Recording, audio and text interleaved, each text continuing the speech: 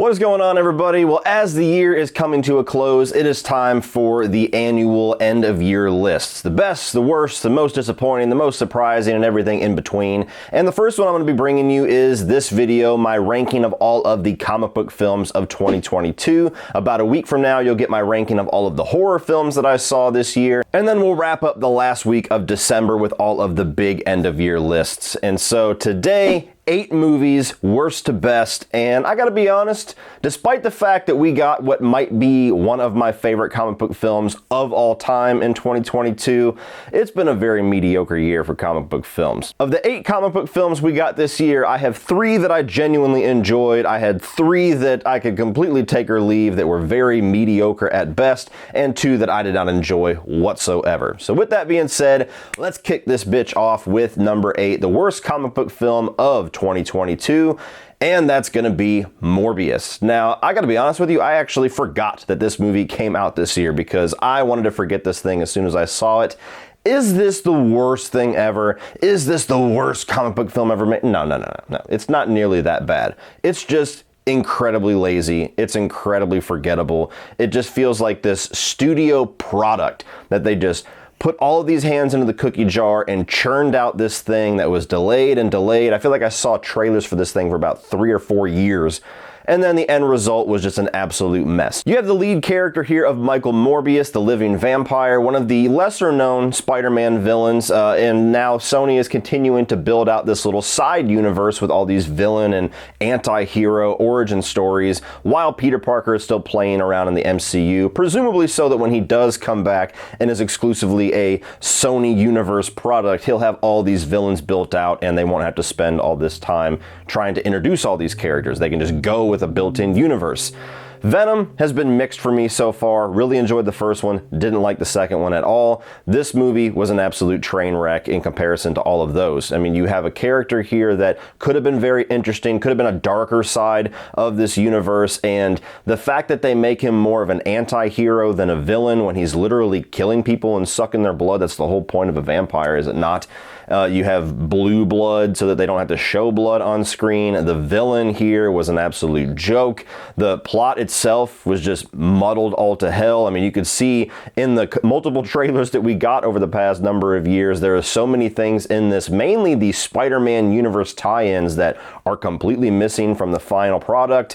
And it leads to a couple of post-credit scenes that are probably the worst post-credit scenes I've ever seen since that became a thing back in 2008. I mean, they mean absolutely nothing as far as the universe. They don't make sense, and they don't excite you whatsoever for whatever Sony's plan was going to be, which I'm gonna go out on a limb and say it's probably changed since the reception of this movie came out. So if you like those generic comic book films from the early 2000s, this is right up your alley. If you feel like comic book films have kind of progressed and evolved since then, this one is not going to be your cup of tea. Coming in at number 7 is going to be Thor, Love and Thunder, and this is thus far my least favorite film in the MCU. You know, not by a landslide. There's about 3 or 4 movies that are stacked pretty close to each other, but as of right now, this is the one that I walked out and just said, nope, not for me. I was a really big fan of Ragnarok. I liked what Taika Waititi brought to that movie, and so I was excited to see what he was going to do with this one. I was interested in the whole premise of Lady Thor and Jane Foster turning into this character, and maybe she would come back and they would finally achieve some kind of chemistry between those 2 characters. Just the progression of the MCU in general. I really like the Thor character in the Thor universe, so I wanted to see where they were going to continue to take that universe. And there was just nothing in this movie that appealed to me. You had the Taika Waititi style of humor and goofiness that was cranked up to fucking 11 in this movie. It felt like he had way more creative freedom and they just kind of let him run free because of the success of Ragnarok. And that was a mistake. You know, he's a guy that has a very good, unique, crazy, zany style, but I think it went way too far in this movie to the point where this felt more like a purposeful parody of the Thor universe than an actual movie that takes itself seriously within the MCU or the Thor universe. The humor didn't work for me whatsoever. The story progression, the character progression, if you can even call it progression, I would say regression of the character of Thor did not appeal to me. He's essentially this dumb jock stoner character now, and I don't know if that was just to be goofy, or if that was to prop up the Lady Thor character to make Thor look like a incompetent jackass and now she's the badass. I really don't know. Don't like to assign agendas to shit like that, but Lady Thor, decent enough. Jane Foster, decent enough, still not a whole lot of chemistry with those two characters, but everything else just a joke a minute, and none of the jokes landed for me. So even Christian Bale, who actually does a pretty damn good job, has a really interesting character, is in the complete wrong movie. So Thor Love and Thunder, gigantic swing and a miss for me at number 7. Now my next 3 movies, I gotta be honest, are kind of interchangeable for me. They're all kind of sitting in that like 2.5 to 3 star movie, but for different reasons. But what I landed on in my order is number 6 being Black Adam. Now, this is a movie that never really interested me all that much. I feel like we've been talking about this movie for over a decade. They've been swearing it's gonna come. They've been promising it's gonna come. The Rock has been talking about it ad nauseum. And when it finally was coming to fruition, I thought the marketing campaign was absolutely terrible because none of the trailers sold me whatsoever on this movie. It just looked like every other big budget summer blockbuster starring Dwayne Johnson, only he's flying around this time. There wasn't anything really stand out about the character of Black Adam. He didn't seem as villainous as he should be, still kind of towing the line of that anti-hero thing. I don't know why these franchises are so afraid to just have a straight up villain. And just the action and everything, it just felt like a movie that I had seen about 20 times since 2008. And when I finally sat down to watch the movie, it felt like a movie I had seen about 20 times since 2008. There was not really a whole lot standout about this. Even the character of Black Adam just felt like another one of those flying, hulking characters with all these superpowers. And so while it's fine if you just want a solid, entertaining, 2-hour little summer adventure, while The Rock is always good at bringing a certain amount of charisma and a certain amount of star power to his movie, even if it does feel like he plays the same character quite a bit. I really did like the Justice Society. I will say that was kind of the highlight for me, especially Pierce Brosnan. All in all, it was just kind of a movie that I walked into numb and walked out of numb. It's fine, but nothing more than that. Coming in at number 5 is going to be The Super Pets. Now, this is a movie that I took my daughter to see whenever it came out, whenever she was off school. This is not a movie I probably would have watched otherwise. She seemed to enjoy it. She's watched it a couple of times at home since then. So if you have kids, this seems to be a movie that wins more than it loses. For me, it was fine. It was a decent enough time, had some good humor. I liked the voice acting. The concept of Super Pets was fun to see, having the different versions of the DC characters in there too and kind of relegating the story to their pets. Keanu Reeves' Batman was a lot of fun. I'm just not somebody that really watches animated films all that often. I mean, I'll watch a 3-star live action movie probably 50 times before I watch a 5-star animated movie. And whether that's fair or not, that's just my own personal taste. I just don't get into them as much as I used to whenever I was younger. So this to me is a movie that was solid enough, but I probably won't ever rewatch it unless I happen to be stuck watching it with my daughter. Coming in at number 4 is going to be Samaritan. Now, objectively, Super Pets and maybe even Black Adam are probably better than this movie, but unashamedly, I'm a Sylvester Stallone fan. I love that guy. And so just the fact that he's in it, this is a more rewatchable movie for me, even if it does drop the ball quite a bit in the story department. I was really hyped up for this movie all the way through COVID when they were delaying it and they were talking about it. I was like, that's going to be pretty fucking cool. Sylvester Stallone playing this anti-hero type superhero in a more realistic world. Can't wait to see it. When I finally saw it, Sylvester Stallone is very good in it. There is some decent action here and there. I think that the world that they build out had potential. The movie is seriously let down by the fact that they try to frame the story and the character of Samaritan around like a plot reveal and a plot twist, whereas they could have just given us that information right out of the gate and given us a very different superhero style movie, a very different world, a very different character to follow. And the twist is one of the most obvious things I've seen all year. So that didn't even pay off just in a plot reveal sense. So story-wise, movie leaves a lot to be desired. A movie that certainly did not rise up to his potential. A movie that certainly is not going to appeal to a ton of people outside of Sylvester Stallone fans. But of these 3 movies in the middle here that I was very lukewarm on, this is the one that I would most likely rewatch first. Now moving on to the cream of the crop, we have number 3, Black Panther: Wakanda Forever. Now, I was actually pleasantly surprised with what they were able to achieve with this film. They were dealt the worst hand possible with the tragic passing of Chadwick Boseman. I mean, you have this massive franchise that had this huge cultural significance that, was really catapulting this guy into superstardom, who had already had a pretty good little filmography behind him before Black Panther, and then he dies from cancer that nobody knew that he had until it was announced that he had passed away. And so you have this movie that was written to be a Black Panther sequel that now does not have a Black Panther.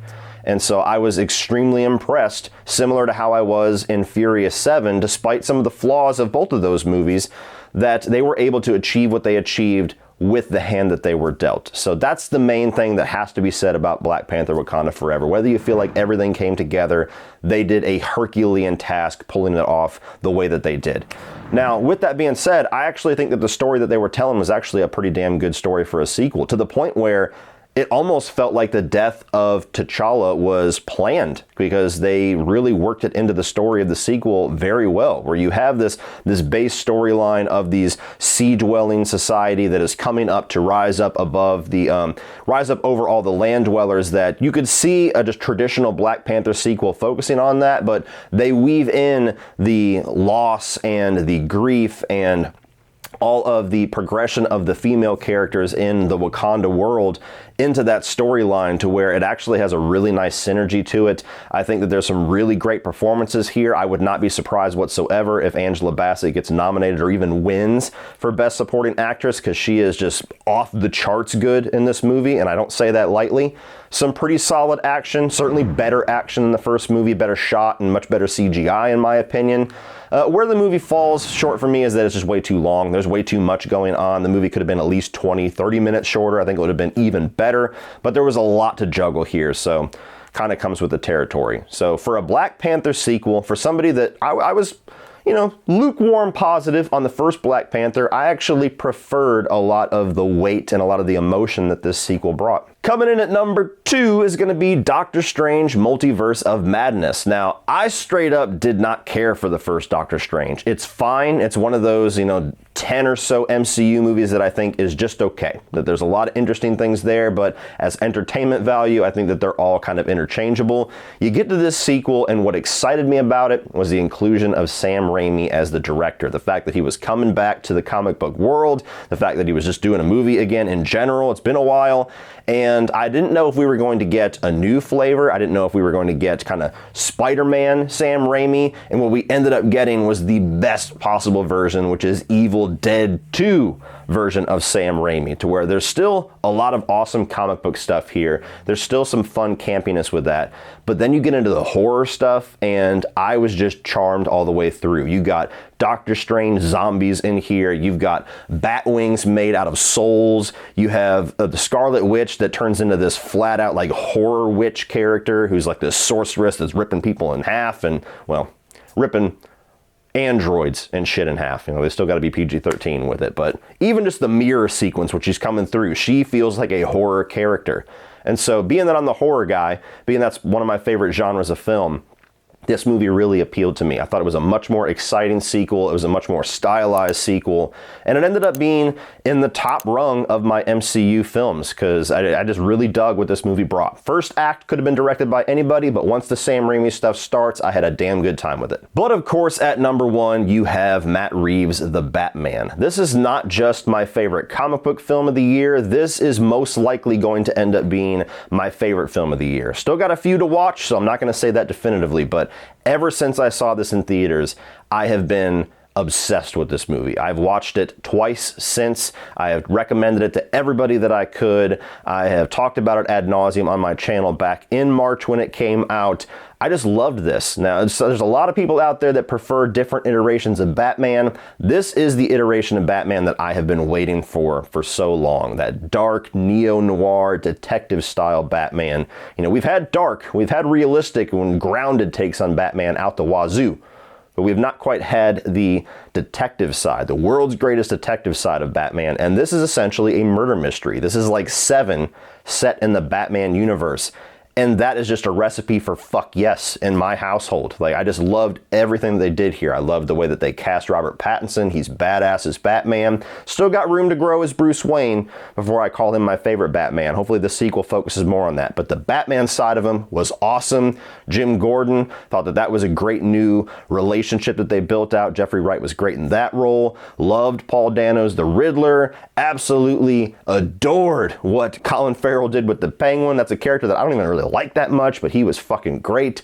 Catwoman in this one, Zoe Kravitz, was awesome. And even though it's a 3-hour movie that's certainly a lengthy experience, certainly a taxing experience for some, every time that I've watched it, it doesn't feel like this 3-hour movie. It feels like this awesome crime epic that I love everything that they did. So this is a movie that, extreme rarity on this channel, that I actually gave a 5 out of 5 right out of the gate. I don't do that.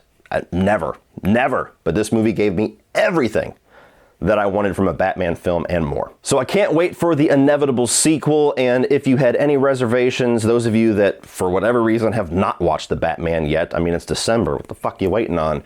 Definitely check it out, because for me, it is without a doubt my #1 comic book film of 2022. Well, that's it for this one, guys. If you enjoyed this, please click over here for a playlist of all of my new release reviews from 2022, and I'm also going to specifically put my Batman review up here for you to check out if you just want to see my thoughts on that one. Please like and share this video, hit that subscribe button so you don't miss all of my end-of-year rankings wrapping up 2022, and as always, remember, opinions are like assholes, but that doesn't mean you have to be.